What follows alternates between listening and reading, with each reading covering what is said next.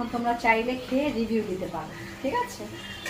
ওকে, এখন আমি দিয়ে দিচ্ছি গরম মশলা, অল্প দারচিনি আমার বাসায় নাই, তাই আর একটু হলে ভালো হতো। আর এটা হচ্ছে, এটা জায়ফল জয়ত্রী একটু পরে দিব, এখন না। এটা হচ্ছে এলাচ, একদম একটু। পেঁয়াজটা খুব বেশি ভাজবো না, এটা জাস্ট একদম গোল্ডেন ব্রাউনও না, সোনালিও না। এই দিয়ে দিলাম। পেঁয়াজটা আমি খুব বেশি ভাজি নাই, কারণ এটা যেহেতু এটা মোরগ পোলাও, এটা বিরিয়ানি না। মোরগ পোলাওটা এক রকমের হয়, আর এটা বিরিয়ানিটা আর এক রকমের হয়। এটা ততক্ষণ পর্যন্ত ভাজবো জাস্ট যতক্ষণের রঙটা বদলে যাবে, একটু জাস্ট এই রেডিশ ভাবটা চলে যাবে, হোয়াইট হয়ে যাবে, ততক্ষণ পর্যন্ত ভাজবো। কাঁচামরিচ, এখানে আমি 3টা মুরগি নিয়েছি, দেশি মুরগি দিয়েই করবো। আর দিয়ে দিলাম টেবিল চামচের 1.5 চামচ পরিমাণ রসুন বাটা। তারপর দিয়ে দিলাম আদা বাটা টেবিল চামচের 2 চামচ পরিমাণ। এটা হচ্ছে সাদা গোলমরিচ। এরপর দিয়ে দিলাম অল্প কিছু পানি, পানিটা খুব বেশি দেওয়া যাবে না, জাস্ট মশলাটা মিলে যায় অতটুকু পরিমাণে পানি।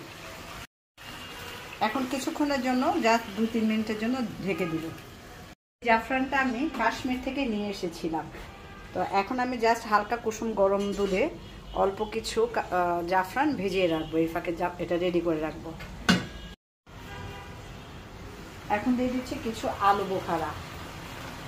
আমার এটা মোটামুটি অলমোস্ট হয়ে গেছে।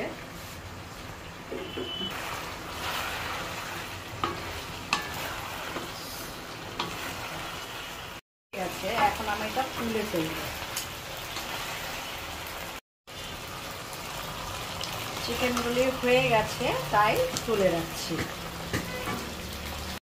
কিছু দিয়ে দিলাম পাউডার দুধ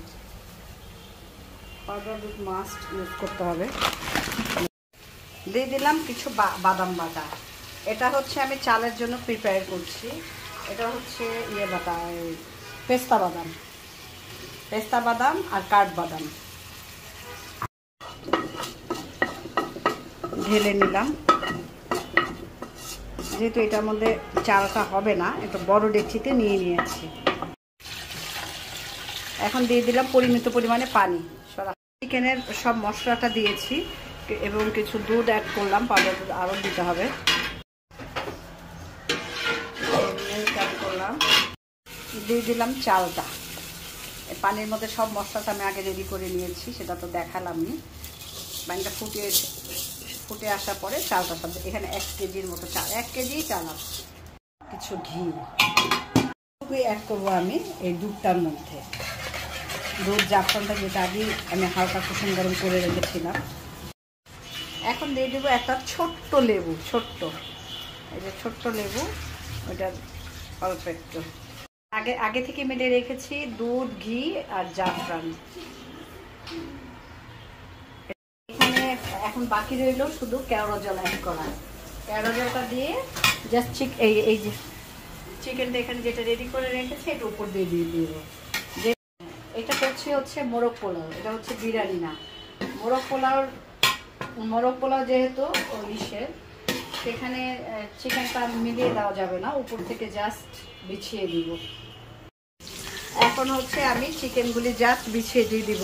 এদিকে ডার্ক আসতেছে, বন্ধ কর চুলাটা। মোরগ পোলাও কখনো একদম পানিটা শুকিয়ে গেলে তখনই দেওয়ার নিয়ম। মোরগ পোলাও আর বিরিয়ানি দুইটা ভিন্ন জিনিস। মোরগ পোলাওর সাথে ডিম না হলে তো ভালো যায় না, তাই সাথে এগ ফ্রাই দিই। এখন আমি এগগুলি উপর থেকে জাস্ট দিয়ে দিচ্ছি। হয়ে গেল আমার মোরগ পোলাও উইথ বয়েল এগ ফ্রাই।